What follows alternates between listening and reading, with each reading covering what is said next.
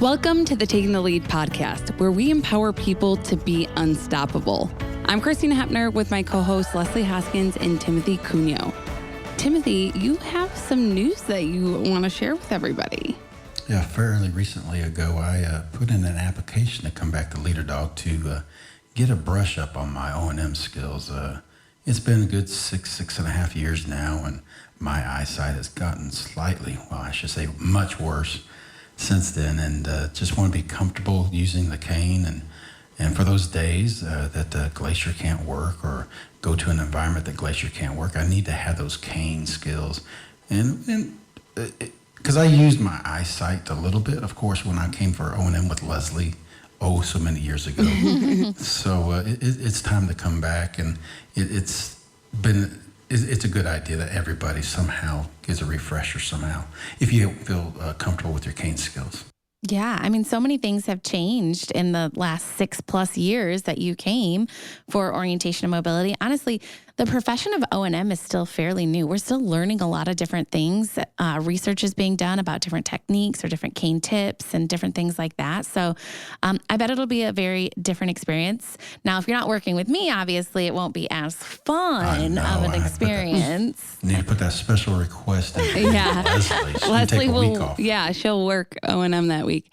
Timothy, what was it like for you coming to that conclusion of that you wanted to apply? Because I know it's a difficult journey, you losing more vision and then realizing I should go back and I should receive more services.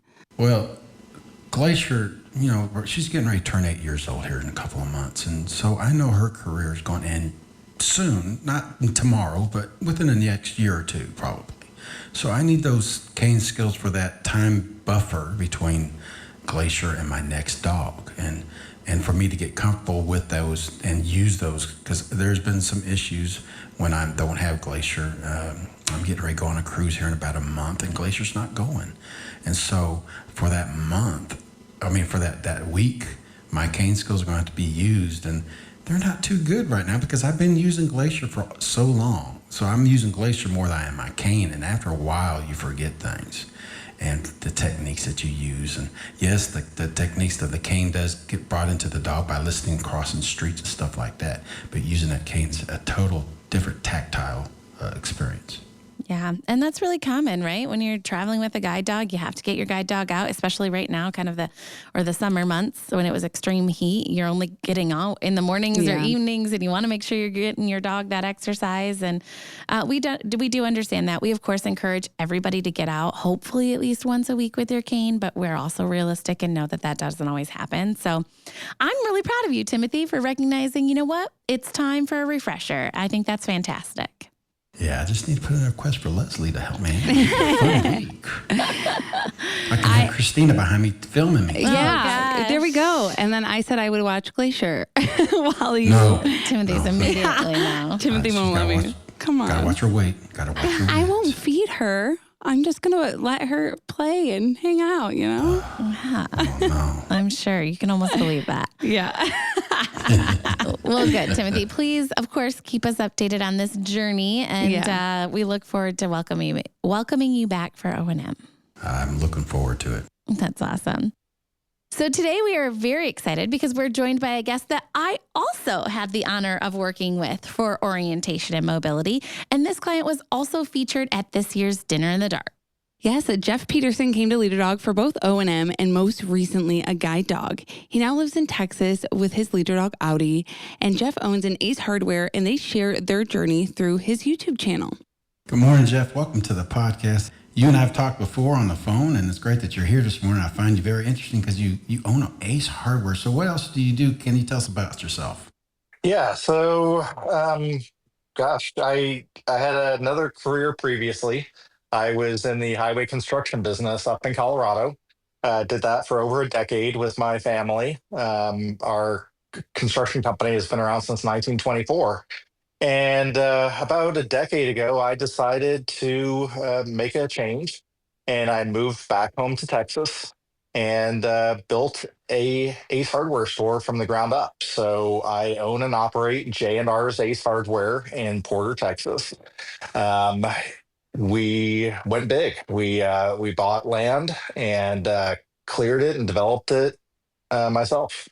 Very proud that we have been open for 6.5 years now. And yeah, it's a very interesting business. In the 6.5 years that we've been operating, had to deal with a lot of challenges. Right when we hit our 1 year anniversary was when COVID started, and that threw a lot of challenges at us. Also, have had to deal with various supply issues. Right now, we're dealing with the effects of price changes that are coming down daily. But I'm very involved in a number of organizations in my community. I'm on the board of directors of our local chamber of commerce. And so it's just a very fulfilling business to be in. And it's such a personal experience, I feel like, right? Like, how did you decide Ace Hardware was what you wanted to do? And then how did you decide to also start sharing your journey on YouTube? Yeah. So my first job in high school was at the local Ace Hardware store. And so a few years ago, when I was still doing highway construction, I actually started looking at Ace Hardware as a diversification for my family's business up in Colorado. And speaking with my parents when I was visiting for Thanksgiving that year, my dad suggested that I go into this myself. And he was letting me know about all the growth near our hometown. And he felt that a store in that location would do really well. So we started pursuing that. Like I said, it all kind of just went back to when I was 14 years old in my first job. That's funny. As far as YouTube, um, one of my good friends from Rotary Club had told me several years ago that I'm a very passionate speaker. I have great stories to tell, and I'm a very hands on person. I do a lot of work on projects around my store, around my property. And so he felt that I should start recording what I was doing and sharing it with people. And so all that started with me just doing little projects, how-to videos, startup videos on chainsaws, things like that. Um, so my YouTube channel is JR Helpful Hardware. So again, it just started off as me trying to be helpful and give people tips and things I like about certain products and recommendations. And then when I started on my guide dog journey 2 years ago, uh, I decided to just start documenting things. Yeah. It was something a lot of people had questions about.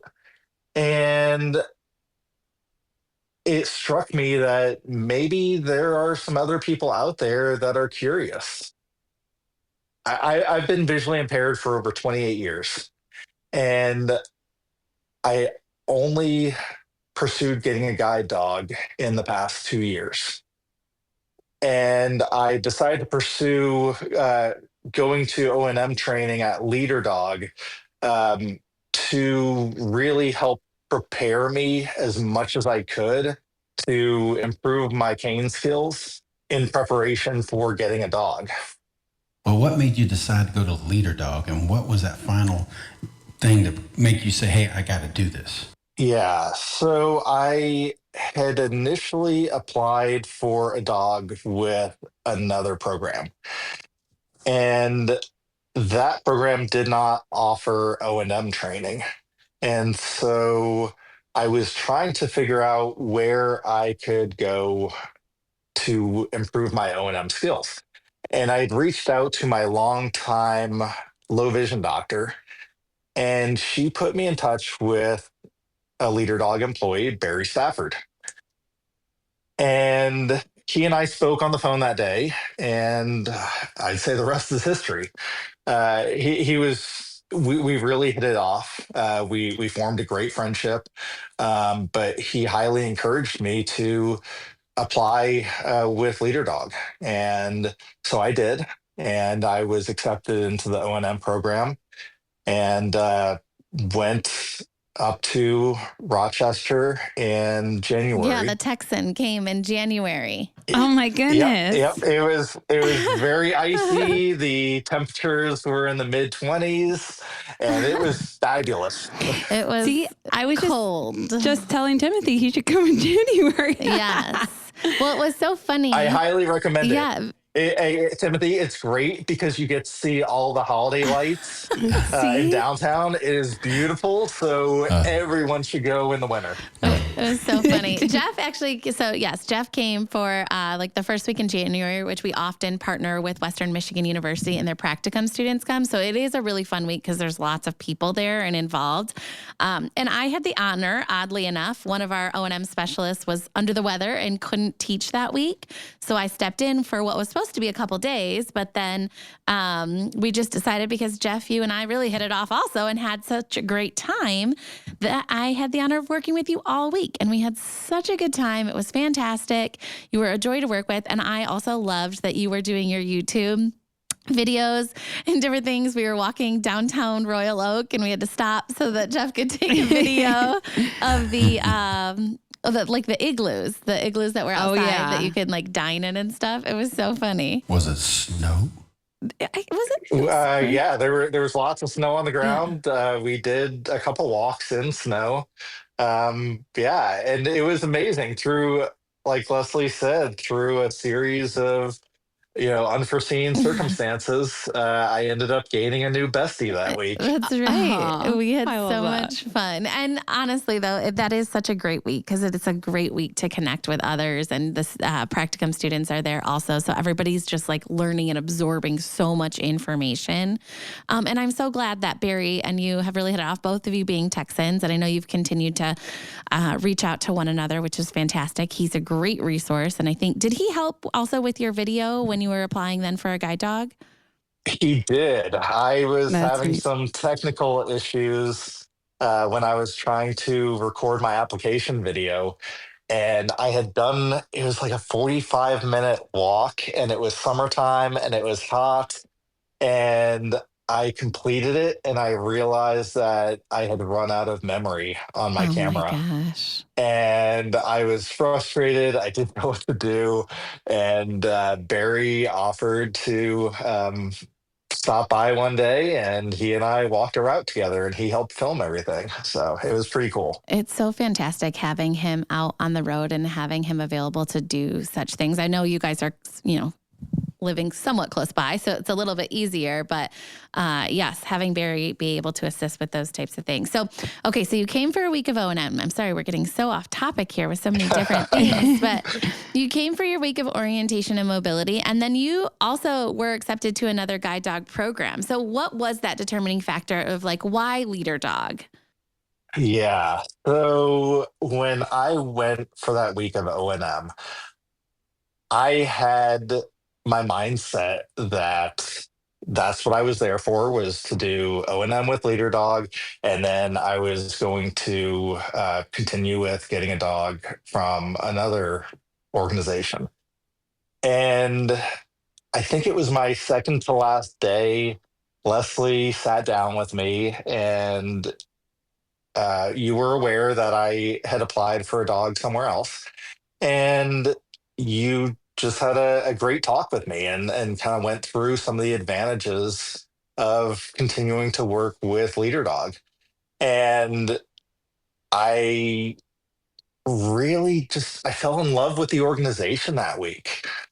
It was not what I expected going into it. It was so much more. The relationships I formed with everybody were incredible.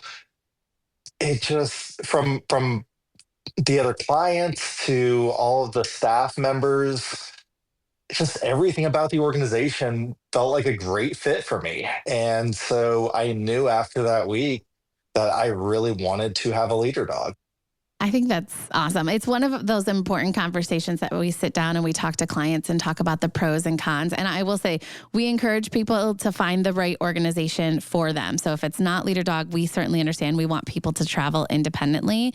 But I am so happy that you felt so connected to Leader Dog. And one of the benefits of coming for orientation and mobility and then coming back to the same organization for a guide dog is the people, the schedule, the layout, the route. So you already have a really good understanding of all those things so that when you come back for that second time, you can really focus on just getting to know your new guide dog, right? You don't have the stressor of what is the dining room set up like, or what are the meals going to be, or where am I going to be traveling? You'd already done all of those things one time through, which makes it a little bit easier to come back. And then you met your new guide dog, Audie. What was that like? And how has that been since you've gotten home?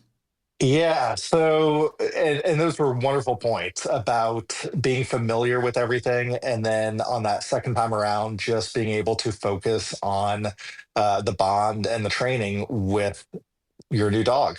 And so in my video where I documented my 3 weeks of guide dog training, as soon as I arrived on campus, I made that comment in the intro of my video, I believe, where I said I felt like I was home.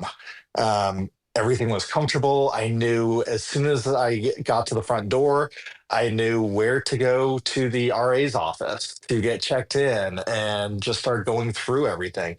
So yes, that was fabulous. But getting my dog, it was. Yeah, such an experience. It's very emotional. I was actually supposed to be up there a month earlier when I had gotten a match with a dog.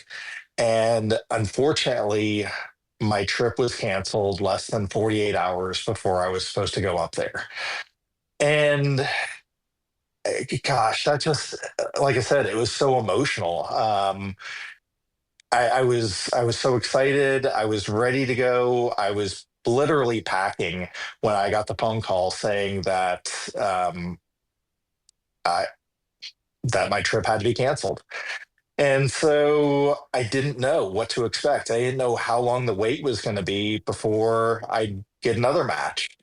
And fortunately, it was about 2 weeks later, I got a phone call again. And Laura called me and she said, "Hey, have good news. We have a dog for you." And it was kind of hard to get excited again because I didn't want to be let down.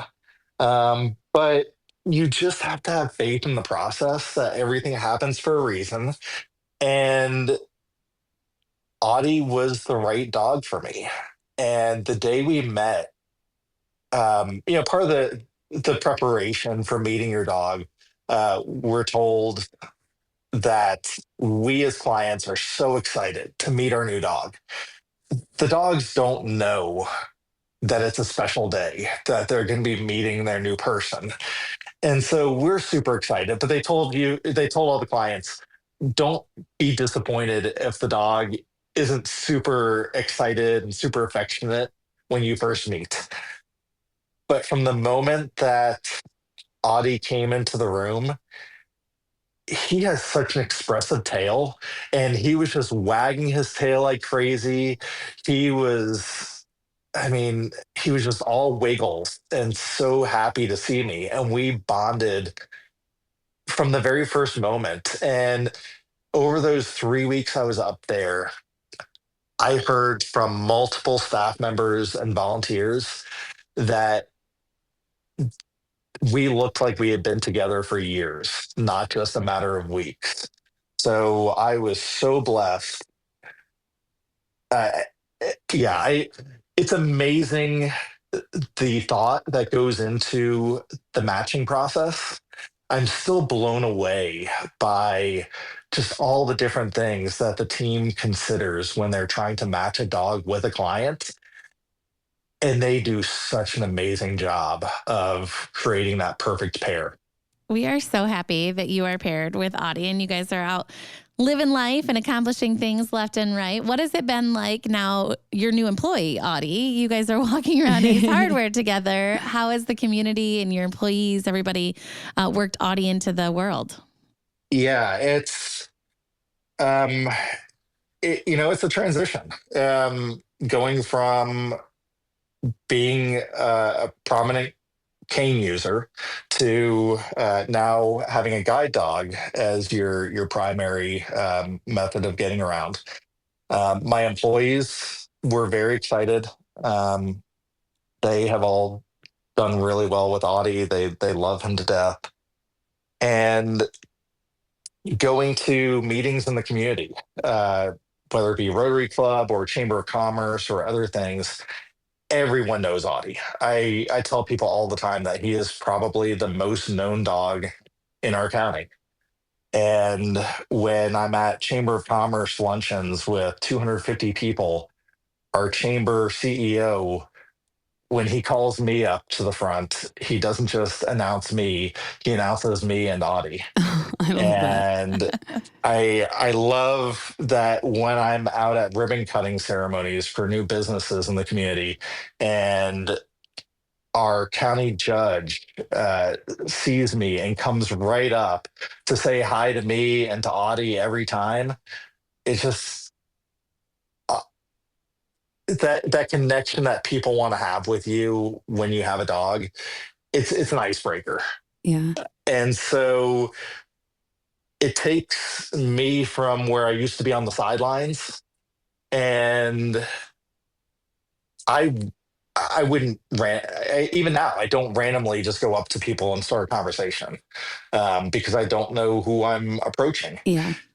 And so having that dog, I have found people feel much more comfortable approaching me, and it's just that icebreaker to start off a conversation. Yeah. And I can't even imagine how many people in your community that you're educating that are learning about how a guide dog works and seeing it firsthand, which is so amazing. Absolutely. Yeah, and I travel quite a bit. And so my interactions with people all over the place at airports, on a cruise, on whatever, it is really cool having those conversations with people. And so it was last month, Audie and I went on our first cruise together. And we went to several ports, two in Mexico and one in Honduras. And it was amazing interacting with locals who were so curious because they're not used to seeing service dogs. But they were so respectful. They, like I said, they were so curious, and it was more than I expected. I thought I was going to have challenges on the trip, but everything went really, really well for us. What's it been like for you to have that independence now that you didn't have 8, 9, 10 years ago? Yeah. As much as I travel using airplanes, it was difficult for me going through an airport I wasn't familiar with, or God forbid, construction would happen, and all of a sudden things were changed at the airport. Uh, it, it would set off panic. It was frustrating. It was very stressful for me. And traveling now with Audie, we it's so easy. It's graceful. It's fun. Um, a few months ago, back in March, I had gone up to Colorado to go skiing. And when my cousin dropped me off at the airport to come home, she had asked me if I had been through DIA since they redid the security layout. And I had not. She let me know it was on a different level than it had been before. And so at least I was prepared, knowing that things were going to be different than what I had been used to for over a decade. And we went inside, Audie and I, and he led me right to the new security area. I don't know exactly how he knew what to do. Um, I guess he was, kind of just figuring out the flow of people and what they were doing. But he led me straight to the new security entrance. We went right through all the lines. And then when we were done with security, we went straight to the escalator and took 2 escalators down to go to the train to head to the terminal. It's amazing. I would have been panicked trying to figure that out using my cane. I would have had to ask people for help. Um, yeah, I could have done it, but I'm blown away by what he can help me do. I am so happy to hear it, Jeff. I am. Feels a little personal somehow here. No, I'm kidding. You should have seen the look on Leslie's face. She was like rolling her eyes. I mean, of course, these stories are absolutely fantastic. And I'm so happy to hear you and Audie are working so well together. I always, of course, have to bring it back to the cane because that's my thing. But I do, in fact, contrary to what many people believe, love guide dogs and love what they do for people. And I love that you guys connect. But that's fantastic. Jeff, thank you so much. And there's a place for both. Yes. When I know we're going to be traveling, I give Audie a day or two off before we have really stressful, busy travel days. And so when he has an off day, then I need my cane. There's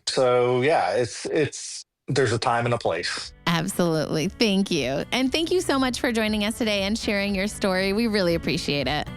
Absolutely. Thank you so much for having me. This has been a huge honor. Awesome. And thank you so much to our listeners for listening to the Taking the Lead podcast. I'm Leslie Hoskins with hosts Timothy Cunio and Christina Hepner.